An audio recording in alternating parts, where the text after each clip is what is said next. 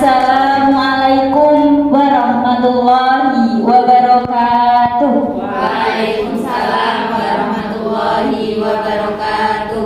Hamdan wa syukran lillah wa la haula wa la quwata illa billah aliyil azim. Yang terhormat Ibu Kepala TK Dharma Wanita Wonosobo, yang kami hormati Ibu Kepala TK Al Umariyah, kepada yang terhormat Ibu Sri Yunani selaku narasumber pada acara hari ini, yang terhormat Ibu Guru TK Al Umariyah TK Dharma Wanita Wonosobo sebagai peserta pengimbasan pada acara hari ini, yang kami sayangi. Puji syukur kehadirat Allah Subhanahu wa Ta'ala yang telah melimpahkan rahmat, taufik serta hidayahnya sehingga kita semua pada pagi hari ini dapat berkumpul pada acara pengimbasan dengan keadaan sehat walafiat tanpa halangan suatu apapun. Amin Allahumma amin. Sholawat ma'asalam tak henti-hentinya kita haturkan kepada junjungan kita Nabi Akbar Nabi Muhammad sallallahu alaihi wasallam. Di qaulina Allahumma sholli ala sayyidina Muhammad, yang kita nanti-nantikan syafaatnya di yaumul qiyamah nanti. Sebelum memulai acara pada pagi hari ini, saya sampaikan terlebih dahulu susunan acara. Acara yang pertama pembukaan, dilanjutkan acara yang kedua inti, dan acara yang ketiga penutup. Baik, untuk memulai acara pada pagi hari ini, marilah kita buka acara dengan bacaan Ummul Kitab Al-Fatihah.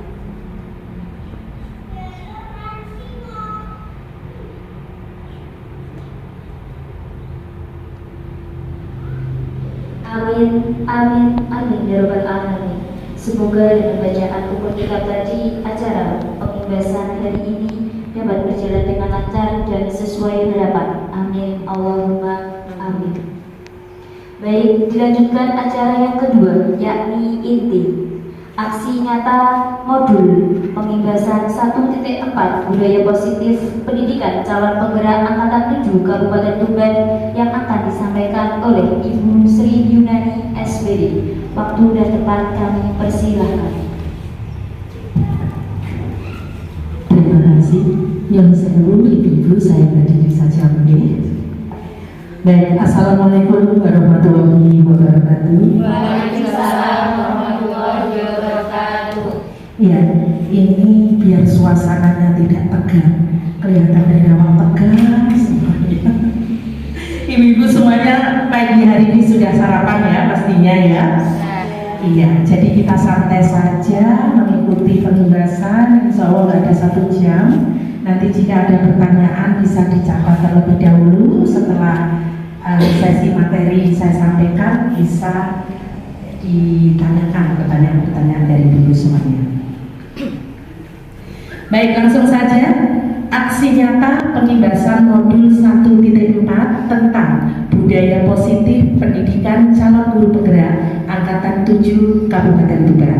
Perkenalkan semuanya, mungkin sudah ada yang kenal. Mau gak kenal? Sama kenal ibu? Sama. Ya, saya Sri Yunani SPD ya. Baik, next ibu. Lanjut. Baik, pada acara pengimbasan hari ini ada beberapa materi yang akan saya sajikan. Di antaranya 1 tentang perubahan paradigma, yang kedua tentang budaya positif, yang ketiga disiplin positif, dan yang keempat teori motivasi, hukuman dan penghargaan, yang kelima keyakinan kelas, dan yang keenam hukuman, konsekuensi dan restitusi, dan materi yang ketujuh yaitu tentang segitiga restitusi. Baik, mengenai perubahan paradigma,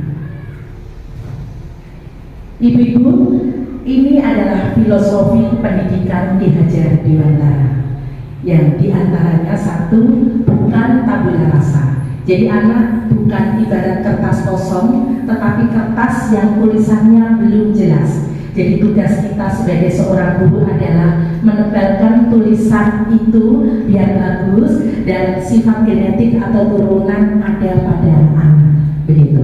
Dan yang kedua, semua anak terlahir dengan bakatnya masing-masing atau unik, dan tugas guru di sini adalah menuntun bakat tersebut agar anak tumbuh dengan selamat dan bahagia. Filosofi pendidikan Gajah Dewantara yang berikutnya yaitu mengenai budi pekerti. Di sini penting sekali diajarkan dan dibiasakan di sekolah biar menjadi sebuah kebiasaan yang positif. Dan yang keempat, guru itu diibaratkan sebagai seorang petani. Jadi guru tugasnya adalah merawat dan menghilangkan gangguan. Kalau petani itu kaitannya dengan tanaman, mungkin ibu-ibu pernah mendengar bahwasannya Ki Hajar Dewantara itu pernah mengibaratkan guru itu seperti petani yang nanam jagung. Jadi gini, jagung itu kan ada macam-macam bibit ya. Ada yang bibitnya bagus, ada yang bibitnya kurang bagus.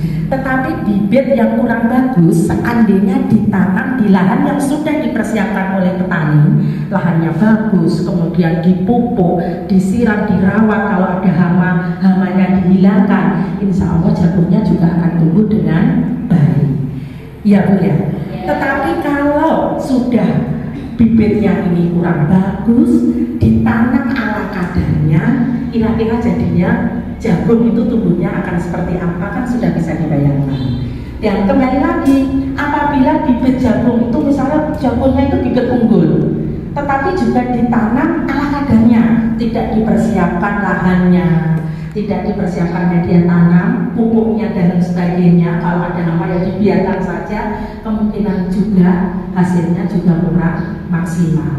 Tetapi sama-sama bibit jagung yang unggul dengan bibit jagung yang biasa, tetapi ditanam di lahan yang sudah dipersiapkan, hasilnya pun juga akan berbeda, begitu ya. Dan baik mengenai yang kelima yaitu kodrat alam dan kodrat zaman. Pembelajaran harus disesuaikan dengan keadaan alam dan perubahan zaman. Jadi ini sifatnya kontekstual. Dan yang keenam, berpihak pada anak. Anak menjadi pertimbangan utama dalam setiap keputusan yang diambil oleh guru. Next. Yang kedua tentang budaya positif. Baik, untuk yang sesi pertama tadi bisa dicatat dulu mungkin kalau ada pertanyaan. Jika tidak, ya juga ada apa. Untuk yang kedua yaitu budaya positif, langsung saja.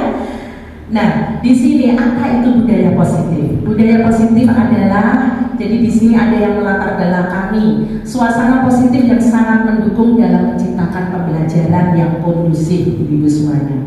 Karena dengan suasana yang positif, murid dan guru akan menemukan suatu kondisi pembelajaran yang menyenangkan, sehingga proses pembelajaran dapat berjalan tanpa adanya suatu beban, tetapi menjadi suatu kebutuhan. Kalau sudah bukan beban lagi, itu menjadi sebuah kebutuhan, menjadi enak.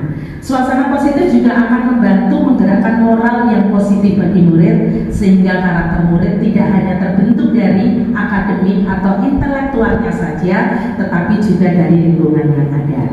Dan budaya positif adalah nilai-nilai, keyakinan-keyakinan, dan kebiasaan-kebiasaan di sekolah yang berpihak pada murid agar murid dapat berkembang menjadi pribadi yang mandiri, kritis, penuh hormat, bertanggung jawab, dan juga percaya diri.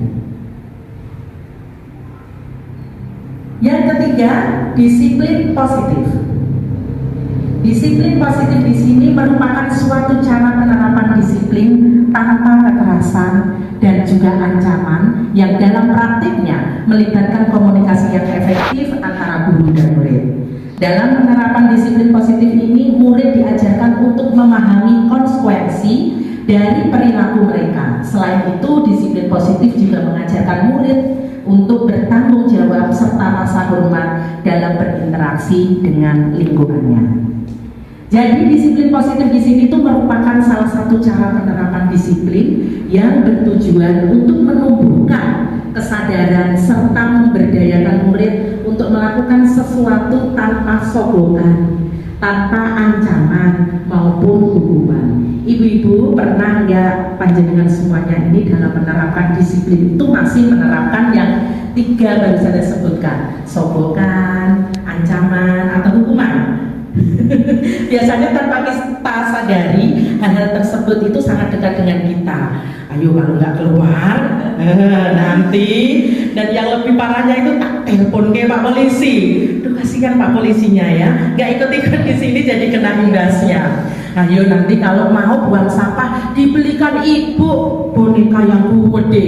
Nah ini juga sebenarnya sangat berbahaya. Jika nanti itu menjadi sebuah kebiasaan anak-anak, benar kita mau menerapkan disiplin, tetapi mungkin itu bukan disiplin yang positif. Baik, disiplin positif itu akan menumbuhkan nilai-nilai kebajikan. Nilai-nilai kebajikan, mungkin apa sih nilai-nilai kebajikan? Apa itu nilai-nilai kebajikan? Baik, di sini akan kita bahas. Nilai-nilai kebajikan adalah sifat-sifat positif manusia yang merupakan tujuan mulia yang ingin dicapai oleh setiap individu. Jadi nilai-nilai tersebut bersifat universal dan lintas bahasa, suku, bangsa, agama maupun latar belakang. Setiap perilaku perbuatan memiliki suatu tujuan. Dengan mengaitkan nilai-nilai kebajikan yang diyakini seseorang, maka motivasi intrinsiknya akan terbangun di diri semuanya, sehingga menggerakkan motivasi dari dalam untuk dapat mencapai tujuan mulia yang diinginkan. Begitu. Nah, di sini ada nilai-nilai kebajikan anak Indonesia yang ada dalam profil pelajar Pancasila. Profil pelajar Pancasila, ibu-ibu mungkin sudah pada tahu ya apa saja yang ada di dalam profil pelajar Pancasila. Coba yang pertama apa? Beriman. Ayo suaranya yang keras. Beriman, bertakwa kepada Tuhan Yang Maha Esa dan berakhlak mulia, kemudian juga mandiri, iya, betul sekali, iya, dan juga kreatif. Dan di situ sudah ada sub-subnya yang masuk kategori beriman, bertakwa kepada Tuhan Yang Maha Esa, berakhlak mulia. Itu ada akhlak beragama, meliputi akhlak pribadi, akhlak kepada manusia, akhlak kepada alam, dan juga akhlak bernegara. Baik, profil pelajar Pancasila dalam kategori mandiri, di sini ada kesadaran akan diri dan situasi serta regulasi diri. Untuk kategori bergotong royong diantaranya ada kolaborasi, kepedulian, dan juga berbagi.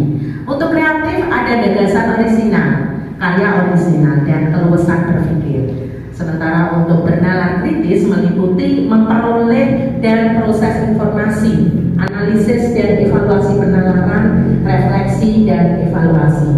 Sementara bentuk kebinekaan global diantaranya mengenal dan menghargai budaya, komunikasi dan interaksi antar budaya, refleksi dan tanggung jawab, serta berkeadilan sosial.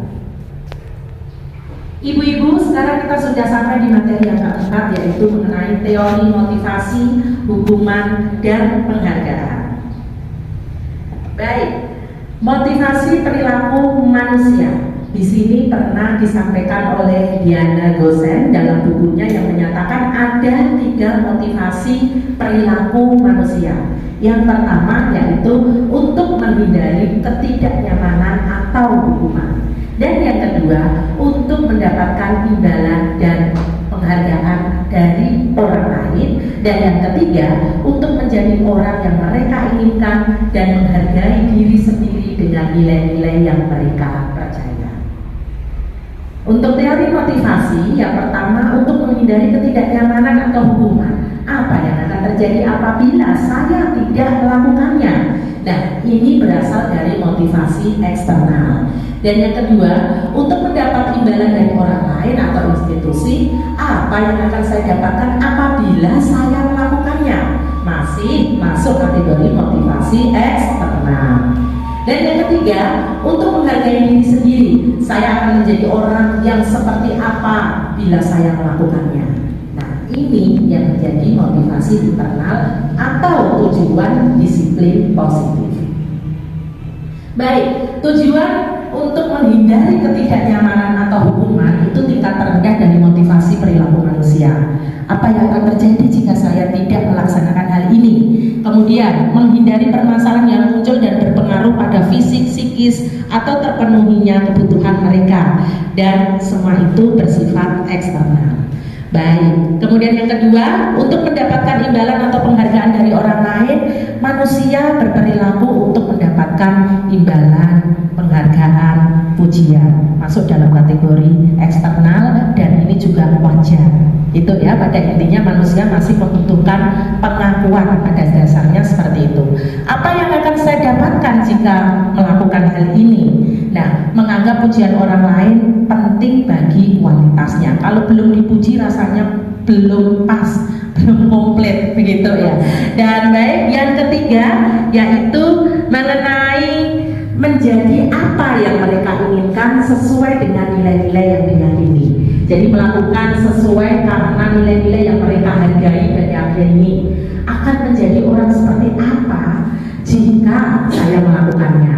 Ini merupakan motivasi yang membuat seseorang memiliki disiplin positif. Jadi sifatnya internal. Baik, ibu-ibu semuanya masih semangat ya? Kita sudah sampai di materi yang kelima, yaitu keyakinan kelas. Baik, next. Mengapa keyakinan kelas? Nah, keyakinan kelas di sini.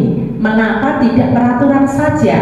Nah, mengapa harus keyakinan kelas? Karena untuk mendukung tumbuhnya motivasi intrinsik kembali ke nilai-nilai atau keyakinan-keyakinan lebih menggerakkan seseorang dibandingkan mengikuti serangkaian peraturan-peraturan tertulis tanpa makna. Baik, bagaimana pembentukan keyakinan kelas? Ini yang pertama, pernyataan-pernyataan universal dibuat dalam bentuk positif, tidak terlalu banyak sehingga mudah diingat dan dipahami oleh semua warga kelas, dapat diterapkan di lingkungan tersebut. Semua warga kelas hendaknya ikut berkontribusi dalam pembuatan keyakinan kelas lewat kegiatan curah pendapat. Jadi dalam membuat keyakinan kelas tidak perlu berupa kalimat yang panjang sehingga hal tersebut sulit untuk diingat, tapi cukup dengan kata-kata yang sifatnya memotivasi atau yang positif. Baik, selanjutnya yaitu contoh keyakinan kelas. Ini ada beberapa contoh yang diantaranya setiap anggota kelas itu perlu belajar. Jadi intinya apa di sana? Perlu belajar. Setiap anggota kelas perlu senang. Jadi setelah belajar senang, itu keyakinan yang harus dimiliki. Setiap anggota kelas melakukan tugas, jadi semua tugas harus dilakukan. Dan setiap anggota kelas perlu saling menghormati, jadi saling menghormati juga masuk. Dan setiap anggota kelas perlu merasa aman. Jadi kalau kita buat simpelnya atau sederhananya, yaitu perlu belajar, perlu senang, melakukan tugas, menghormati, dan merasa aman. Baik, selalu bersikap positif, senantiasa menjadi diri terbaik, percaya dan menghormati orang lain serta milik saya, serta barang-barang milik saya maksudnya. Kemudian berkomitmen terhadap tugas, senantiasa membantu. Dan hormat di sini kami meyakini bahwa sangat penting untuk menghormati semua orang dan juga barang milik orang lain.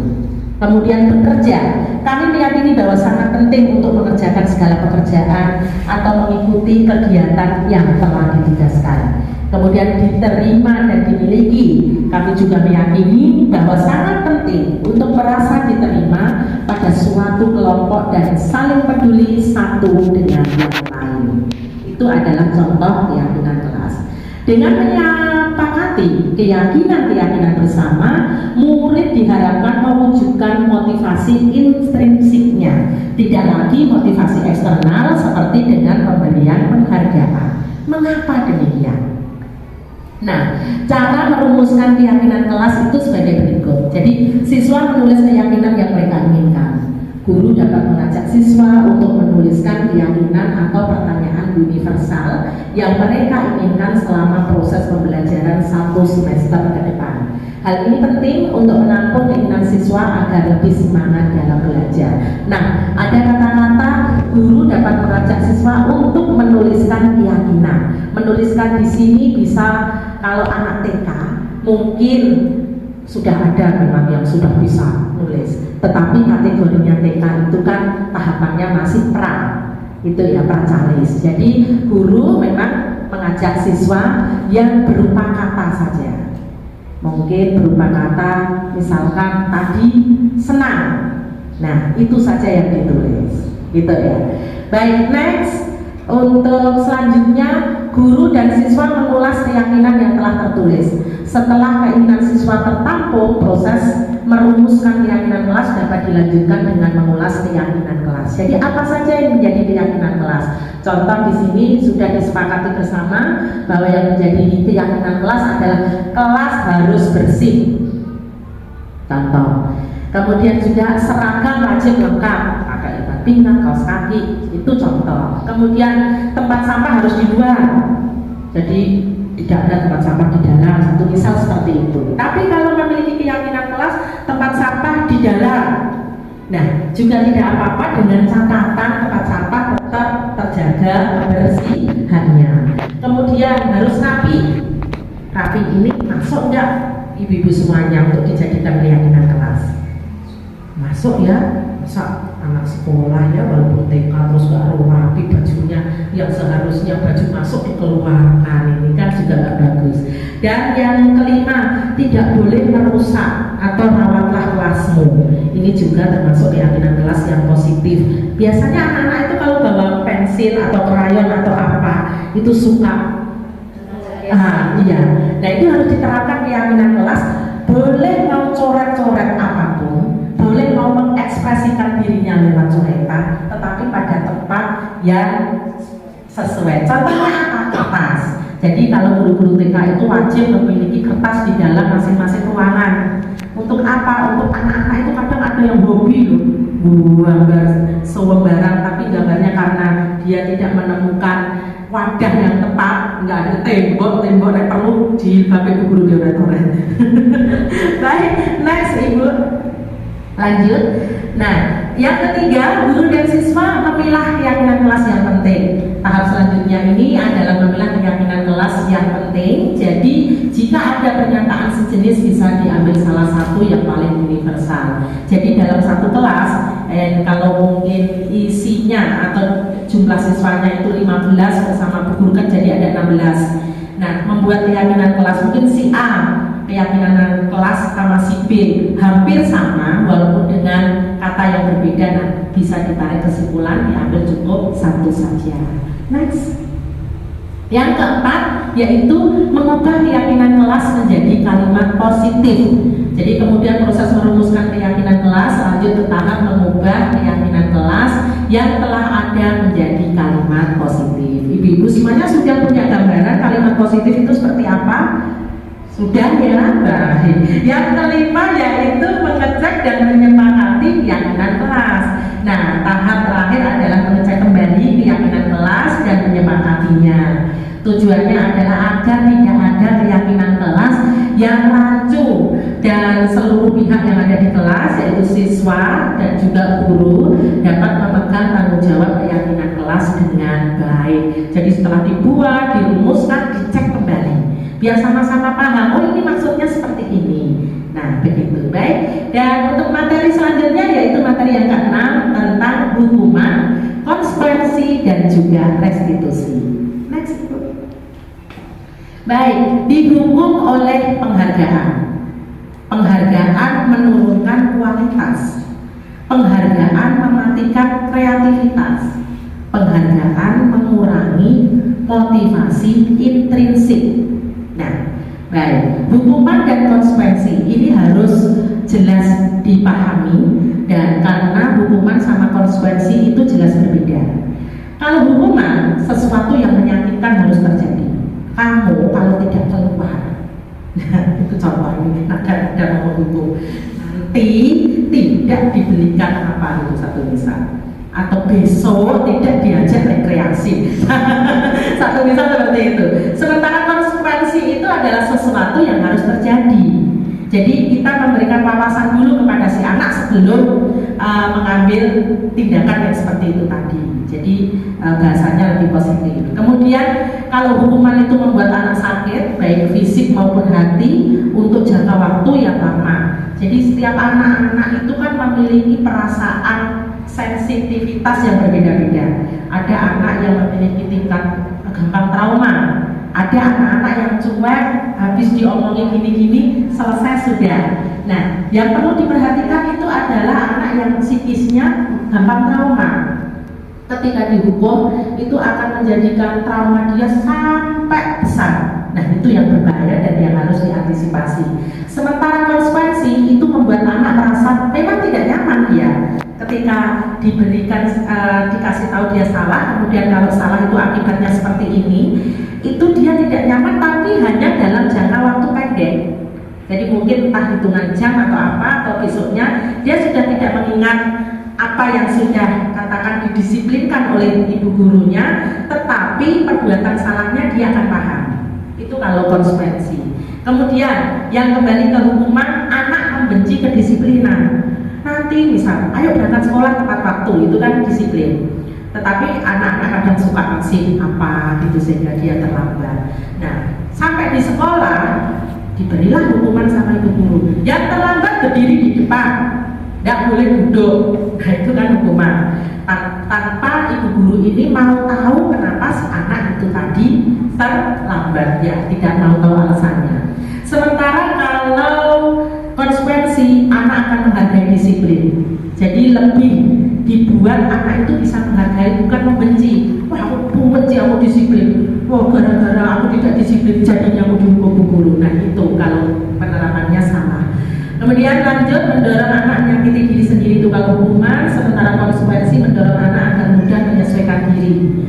Hukuman konsep diri yang buruk, sementara konsekuensi konsep diri yang baik. Hukuman, anak belajar untuk menyembunyikan kesalahan. Kalau salah, dia sembunyi-sembunyi, nggak mau bercerita terus terang. Paling-paling nanti dikirimkan sama guru, nggak mau Misalkan mau menjatuhkan apa itu, kan dia bersalah, tahu dia salah, tapi karena belum sudah tahu nanti bu guru bakal marah dan pasti akan menghukum, jadi nggak ngaku akhirnya. Sementara kalau kita sudah menerapkan konsekuensi sejak awal, anak belajar untuk mematuhi peraturan. Ketika dia salah, dia akan dengan tidak apa-apa. Kalau salah diakui, bu guru memaafkan dan maksudnya bu guru nggak marah, gitu kan. Kemudian disinilah waktu yang tepat buat bu guru untuk memberikan bahasa-bahasa yang positif untuk anak agar anak tersebut lebih berhati-hati dan tidak mengulangi.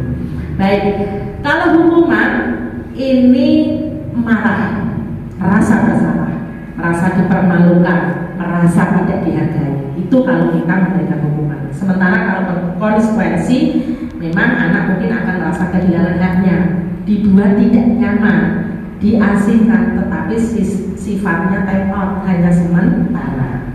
Baik. Dan tadi apa itu restitusi?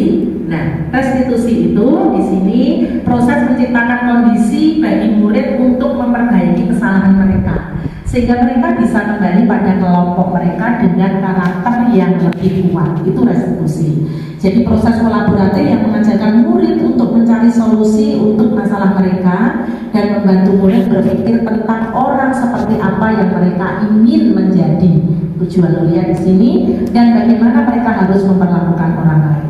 Jadi restitusi itu semacam kesepakatan yang diambil oleh ibu guru dan juga anak. Ketika anak melakukan kesalahan, suatu misal, dia seharusnya datang ke sekolah itu peraturannya kan jam 7.30, tetapi dia datang sampai jam 8 bahkan jam 8 lebih. Nah, tugasnya bu guru tidak langsung membiarkan, oh ya sudah, tidak apa-apa, terlambat, tidak apa-apa, ya jangan. Nanti anak akan tidak memiliki disiplin yang positif. Tetap ditanya, kenapa terlambat? Dari bu guru menyampaikan aturan kelas atau disiplin kelasnya, masuk ke sekolah jam berapa? Jam 7.30. Nah, sekarang ini sudah, kalau anak kecil kan belum tahu jam ya, kita yang ngasih tahu sekarang ini sudah jam berapa. Nah, jadi intinya bagaimana? Terlambat atau tidak? Ya terlambat. Nah, kenapa terlambat? Nah, ditanya dulu restitusi itu. Kemudian disepakati bersama kalau melanggar, berarti kan dia melanggar karena terlambat. Kalau melanggar disiplin kelas, berarti bagaimana? Ya bu, saya itu saja, saya nanti tidak beli jajan satu besar. Ya bu, nanti saya apa coba? Apa? Enggak.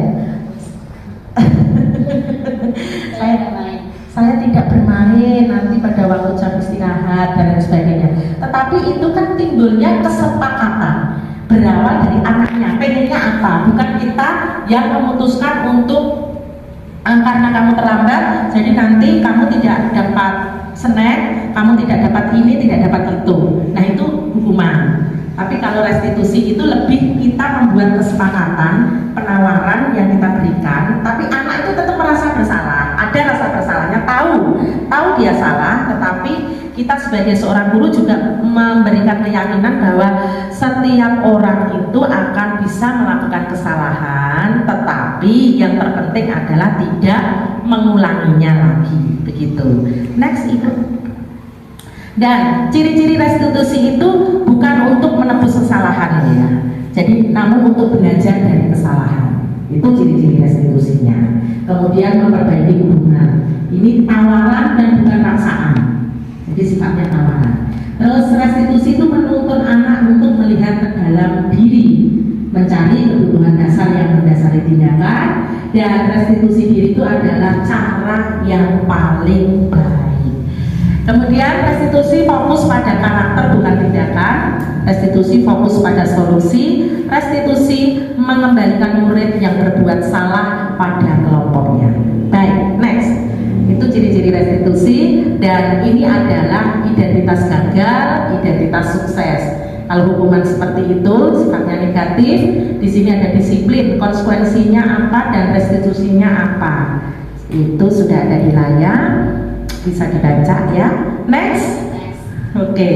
Ketika anak melakukan suatu hal yang cenderung negatif, hal tersebut karena ada kebutuhan dasar yang belum terpenuhi. Apa itu kebutuhan dasar? Nah, ya kan? Ketika anak melakukan sesuatu hal yang negatif, biasanya ada kebutuhan dasar yang belum terpenuhi. Monggo next. Apa itu kebutuhan dasar? Jadi kita harus tahu sebagai seorang guru, harus memahami betul kebutuhan dasar manusia. Next. Ibu, next, lanjut. Kebutuhan dasar manusia yaitu diantaranya di sini ada 5 kebutuhan dasar manusia. Kebutuhan untuk bertahan hidup, cinta dan kasih sayang, kebebasan, kemudian kesenangan, dan juga kekuasaan. Nah, posisi kontrol guru. Di sini kita sudah sampai di materi. Monggo posisi kontrol guru. Jadi apa saja posisi kontrol guru? Guru itu memegang posisi diantaranya sebagai penghukum tadi, pembuat rasa bersalah, bisa mengambil posisi sebagai teman, bisa mengambil posisi sebagai pemantau, dan juga bisa mengambil posisi sebagai manajer. Nah, posisi kontrol guru ini adalah bisa sebagai seorang penghukum, membuat orang merasa bersalah, teman, pemantau, manajer. Semuanya sudah ada di situ. Nanti akan saya bagi PPT-nya buat ibu-ibu semuanya. Baik, dan selanjutnya tentang segitiga restitusi. Apa itu segitiga restitusi? Nah, segitiga restitusi itu merupakan proses dialog yang dijalankan oleh guru atau orang tua agar dapat menghasilkan murid yang mandiri dan bertanggung jawab. Baik, inilah segitiga restitusi. Jadi di dalam segitiga restitusi yang pertama itu menanyakan keyakinan. Apa keyakinan kelasnya? Keyakinan kelasnya yaitu datang tepat waktu satu misal. Nah, terus kemudian menstabilkan identitas, kemudian validasi kebutuhan. Itu adalah ketiga hal itu masuk dalam segitiga restitusi. Menanyakan keyakinan, nilai-nilai apa yang telah kita sepakati, itu wajib kita tanyakan terlebih dahulu. Kamu ingin menjadi orang seperti apa? Nah, begitu. Terus kemudian menstabilkan identitas. Setiap orang pasti pernah melakukan kesalahan. Kamu bukan satu-satunya yang pernah melakukan itu.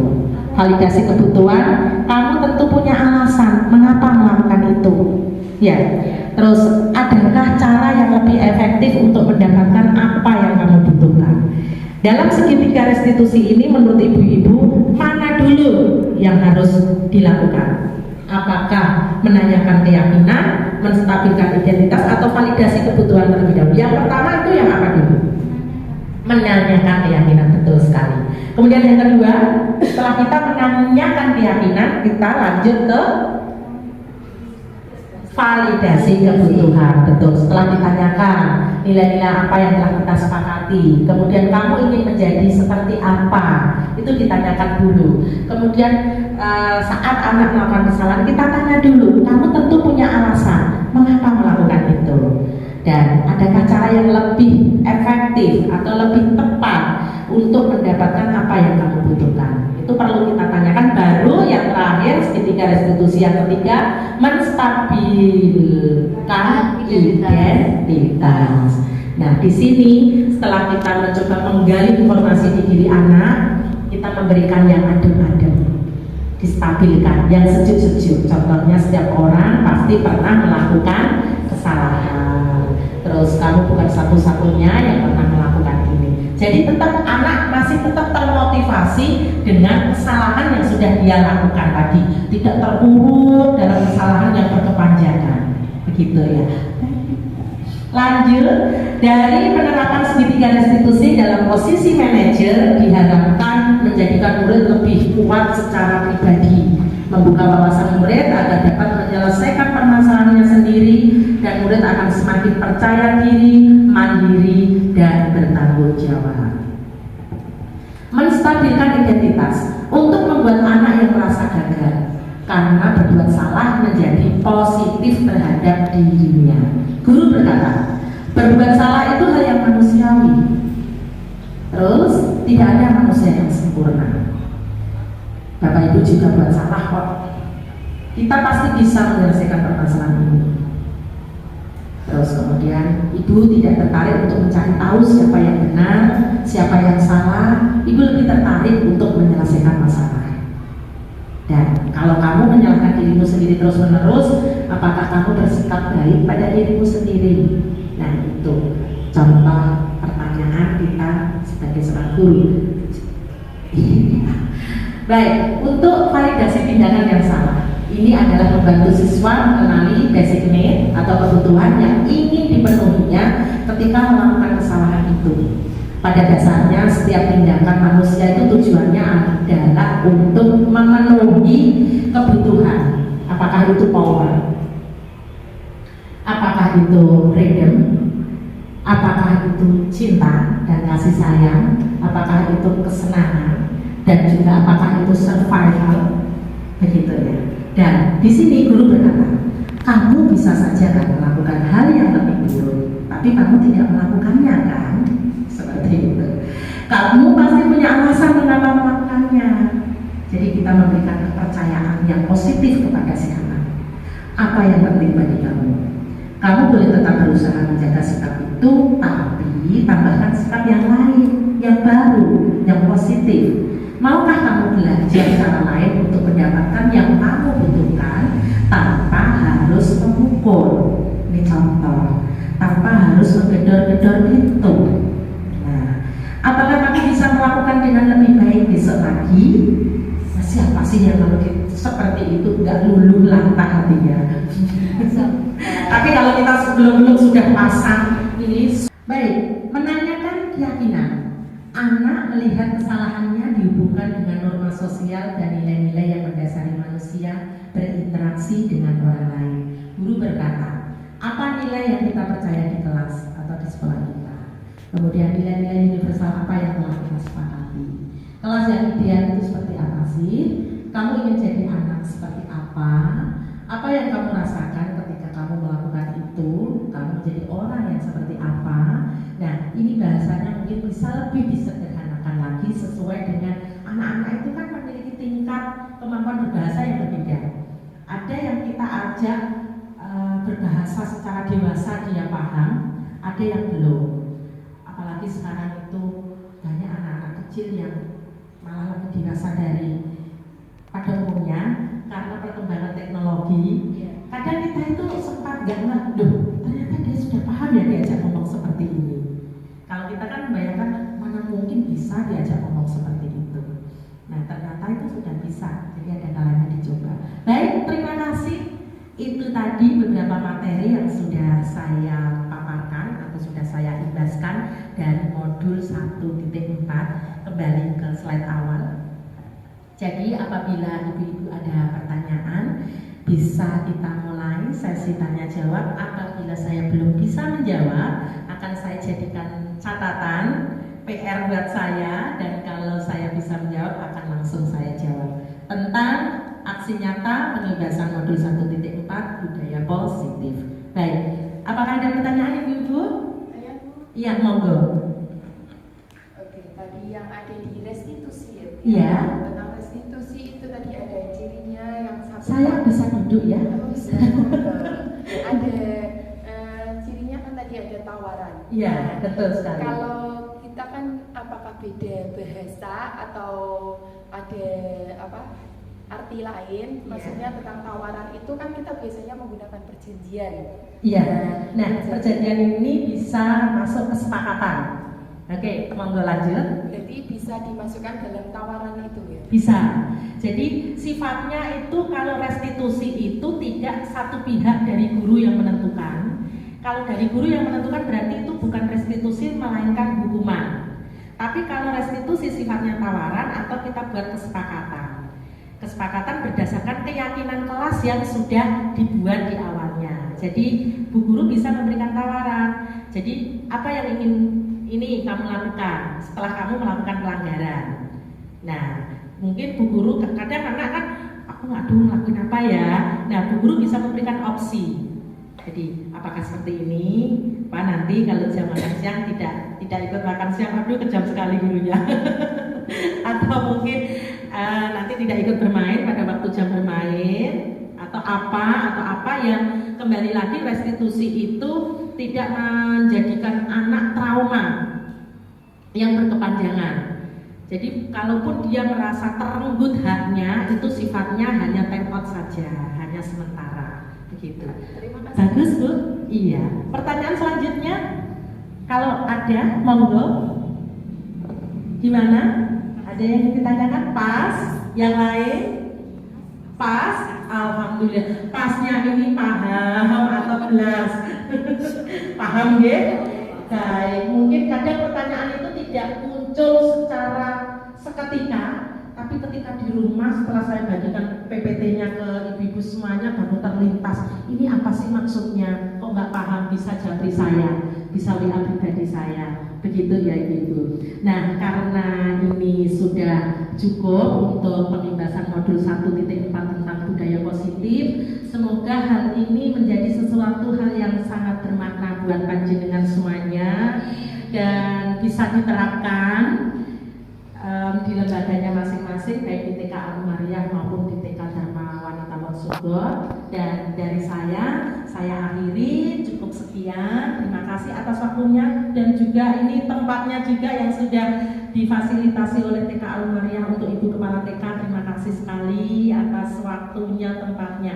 Baik, saya mengucapkan terima kasih untuk beberapa kali, dan wassalamualaikum warahmatullahi wabarakatuh.